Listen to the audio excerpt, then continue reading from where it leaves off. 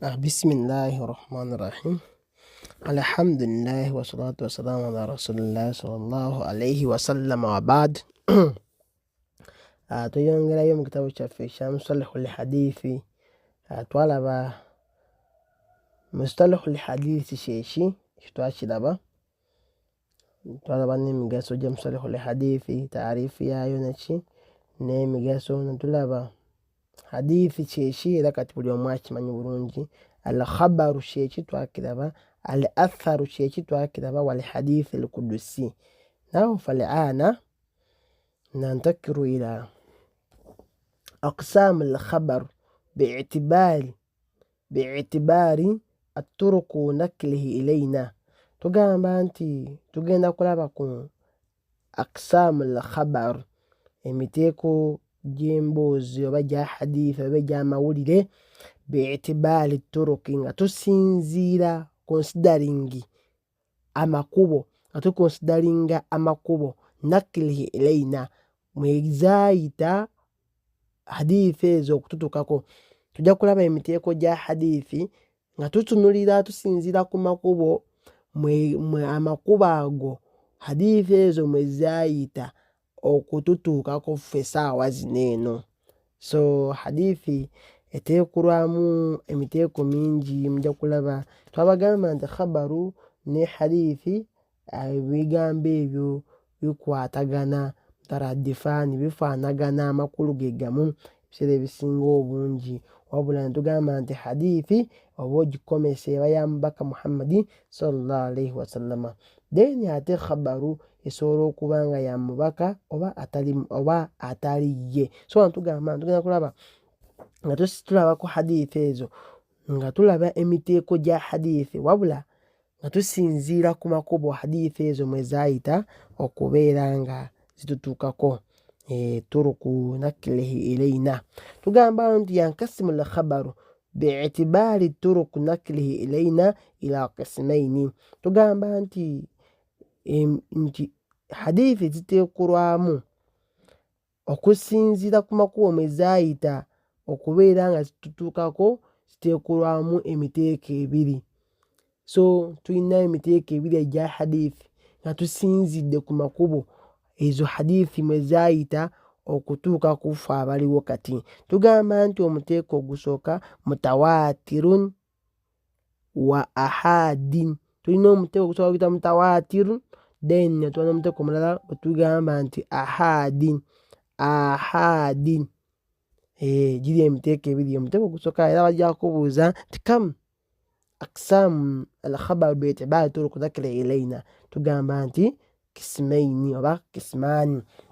Nokubuuza nti wama hiya, nogamba nti oba nogamba nti yankasimu الخبر باعتبار طرق نقله إلينا إلى kismaini, mutawatirun wa ahadi.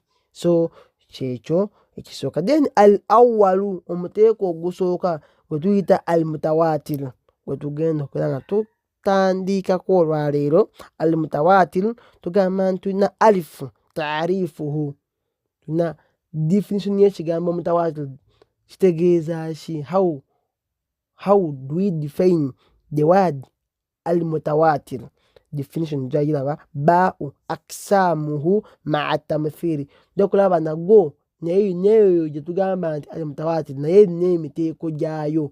Tujja kulaba ku emiteeko gyayo n'examples ez'emiteeko egyo, nga buli muteeko bakuwaako example, bakuwa ekyokulabirako.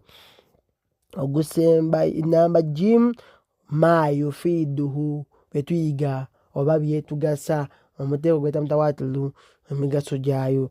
Tujja kuba tulaba ebintu ebyo inshallah. Na fal'ana saawa zino katugende ku al mutawatir, nga tugenda kulaba ku taarifu yayo.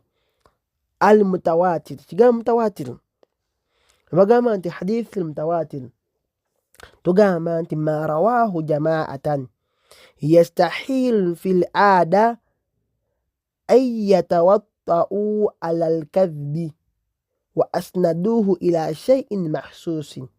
Tugamba nti ma rawahu jama'atan yastahilu fil aadatin an yatawatta'u ala alkadhibi wa asnaduhu ila shay'in mahsusin. Nzilamu bakubuza nti ma huwa alhadithi almutawatir, ma huwa almutawatir, naqulu tugamba ma rawahu jama'atan yastahilu fil 'ada ay yatawatta'u ala alkadhibi wa asnaduhu ila shay'in mahsusin. Tugamba nti hadithi eyitibwa mutawatir. Almutawatir tugamba nti ma rawahu jama'atan, yeyo hadithi nga yalipotingibwa abantu bangi, yalipotingibwa gurupu y'abaswahaba. Iyo hadithi gyosanga gundi agiripotinga, gundi agiripotinga, gundi agiripotinga, gundi agiripotinga, nga bangi abakola ki, abaripotinga hadithi eyo ba abagituusako hadithi eyo. Naye nga yastahirun fil ada, nga tekisoboka, kiri unbelievable, kiri nga tekisoboka, kiri impossible, kiri impossible okubeera nga fil ada, nga tekisoboka mu mbeera zaffe eza buli, nga tekisobokerako ddala ay yatawatta'u ala alkadhibi, okubeera nga boona boona begasse ku bulimba. Agamba nti ye hadithi eyalipotinga baswahaba nga bangi, nga yalipotinga gurupu y'abantu, jama y'abantu, naye nga abantu abo kiri impossible, kizibu nnyo, tekisoboka kubeera nga boona boona begatta ku bulimba. Kizibu kubanga naawe omanyi bulungi obulimba, nga mu mbeera kiringa okubeera nga kati saawa zino eno ffe tumanyi nga Qur'ani yonna yonna buli omu akitegeera nti yakka biri mutawatir, yalipotinga kuva ku Nabi waffe Muhammad, biri mutawatir. Kyova olaba nti osanga ne bw'oba ogenze China aboogera abo batyo boogera, naye Qur'ani bw'aba agisoma ng'owe Uganda bw'agisoma, nti yo yalipotinga buli omu ensoma y'emu eyo yalipotinga biri mutawatir. So tugamba nti ogenda e Kenya akusomera omuswafu n'ogamba mashallah, nodda ewaffe wano e Uganda n'ogenda eri Adjumani, n'ogenda ku Kagadi, n'ogenda ku boda Busia, nodda e Jinja, nodda e Kampala mu tawuni, noddayo okwo nti agende e Kamuli, nga buli omu Qur'ani al-Fatiha yeeyo. Era mubeera ku mutimbagano ne mulaba mutimbagano awo nga mu TikTok ng'owe Bangladesh asoma al-Fatiha nga gwe bw'ogisoma. So nti yo yalipotinga mutawatir, tebasobola kubeera nga ali e Uganda, ali e Mali, ali e Colombia, ali mu America, ali mu Saudi, nti boona boona begatta ku kikyamu. Kizibu nnyo okubeera nti boona boona begatta ku kikyamu. Bagamba nti hadithi eyayita mutawatir ye hadithi yalipotinga baswahaba bangi, naye nga kizibu nnyo okubeera nti boona begasse ku kifu oba ku bulimba, nti begasse ku bulimba, nti balimba.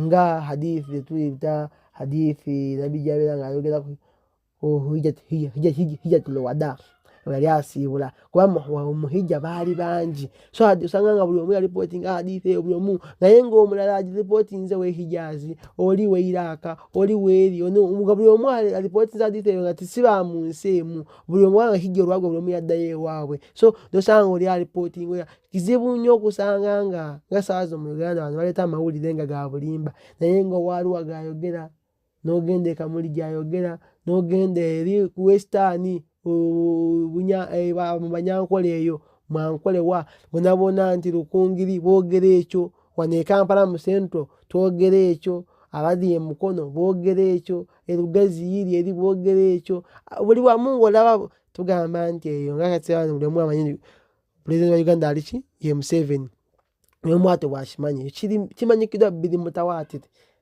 Oba mwana muto oba ogenze mu primary oba mu secondary oba ku university, kyekyo. So nti ekyo kyetugamba nti ye bayita hadithi mutawatir, ye hadithi nga yalipotingibwa baswahaba nga bangi, naye nga tekisoboka boona boona okubeera nga begatta ku bulimba. Then wa asnaduhu ila shay'in mahsusin, wa asnaduhu ila shay'in mahsusin, era ne babeera nga buli omu sanaddi nga beekuusa baj'alaka ku kintu ekiri mahsusi, ekintu ekiri sensible, nga tumanyi tezita 5 senses, tuzimanyi nti mulimu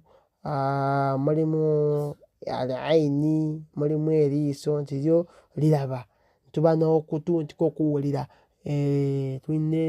tulina omubiri gufiiringa bwe bityo. So n'agamba nti raaitu, nga buli omu yalipotinga hadithi nti raaitu, nalaba mubaka Muhammad ng'akola ki, oba sami'tu, nawulira, nga aidha nga sanadi ye nga asnaduhu ila shay'in mahsusi, ng'ateekawo ekintu naye nga ekyasanaddako oba kyallakako kyagyekuusaako kya senses. N'agamba nti nawulira omubaka ng'agamba bw'ati ne bw'ati. Hadithi nga bangi bonna bagamba nawulira. Oba nagamba nti namulaba omubaka ng'akola bw'ati ne bw'ati. Nga sola nagamba nabbi yali avanga ku ruku, emikono yagizzanga namulaba, ng'oyo agamba ati namulaba, omuntu agamba nti yalaba. Si bino mbu yawulira ku gundi ng'agamba gundi yagamba bw'ati ne bw'ati, gundi yagamba nti nabbi yakola bw'ati ne bw'ati. Oli eyawulira obuwulizi n'ono yamulabako. So buli omu n'abeera ng'ateekawo aidha yawulira omubaka mwennyini oba yamulabako bulabi bwe bityo. Yagamba nti wasnaduhu ila shay'in mahsusi, aidha raaitu oba sami'tu oba hadathana, nabbi yatunyumiza, hadathana rasul, nabbi yatunyumiza bw'ati ne bw'ati, nga yakunyumiza agamba nabbi yabanyumiza, so nga waali bw'ati alaba era awulira. Waliwo oli yamulaba bulabi ng'akikola naye ng'era waali, waliwo eyawulira owayise oba ng'abadde ali ku biri naye ng'awulira omubaka yakola ki, oba mu kisenge kye oba yagisoma bw'ati ng'azuukuse. So mbeera bw'etyo tujja kulaba mu hadithi ezo, bajja kuba na mithaalu nga tuzze ku akisaamu zaayo oba emiteeko gya hadithi mutawaatiri. Leero njagadde tubeere nga tukoma awo, tulabe hadithi mutawaatiri eyo, taarifu yaayo, then kati olunaku olulala tulabe akisaamu zaayo n'emithaalu, then wama yufiidu tumalirize, tudde ku hadithi al-ahadi olunaku olulala inshallah. Katukoma awo, barakallahu fiikum wa jazakumullahu khairan fi dunya wal akhirah. Assalamu alaikum wa rahmatullahi wa barakatuh.